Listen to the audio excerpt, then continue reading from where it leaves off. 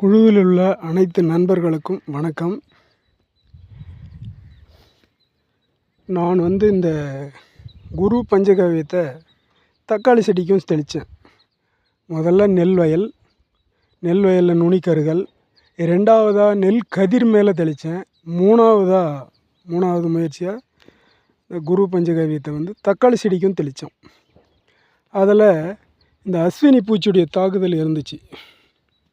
பார்ப்போம் என்ன தான் நடக்குது தெரியுமா அப்படின்ற ஒரு எண்ணத்தில் அஸ்வினி பூச்சிக்காக தெளித்தோம்.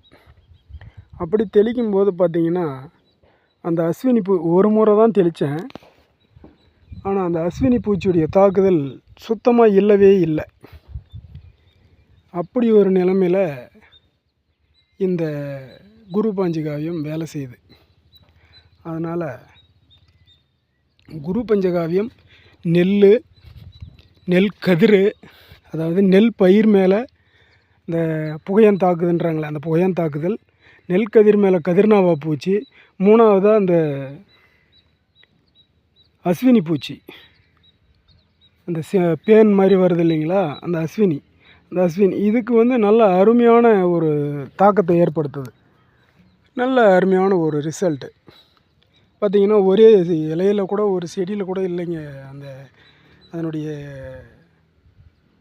தாக்கமே கிடையாது. பாருங்கள், ஒவ்வொரு செடியிலையுமே பாருங்கள், நான் பெரும்பாலான செடியை காட்டுறேன். எந்த செடியிலையுமே பார்த்திங்கன்னா அந்த அஸ்வினியுடைய தாக்குதல் இல்லவே இல்லை. நல்லா இருக்குது, அந்தளவுக்கு நல்ல வளர்ச்சியும் நல்லா இருக்குது. நான் இன்னும் என்னென்னா அந்த தரை வழியாக முயற்சி பண்ணி பார்க்கல, அதையும் அடுத்த கட்ட முயற்சியில் நான் பார்க்குறேன். அடுத்த முறை வாங்கும் குரு பஞ்சகாவியத்தில் நான் அடுத்த முறை இந்த தரை வழியாக கொடுத்து பார்க்கலான்ற ஒரு எண்ணத்தில் இருக்கேன்.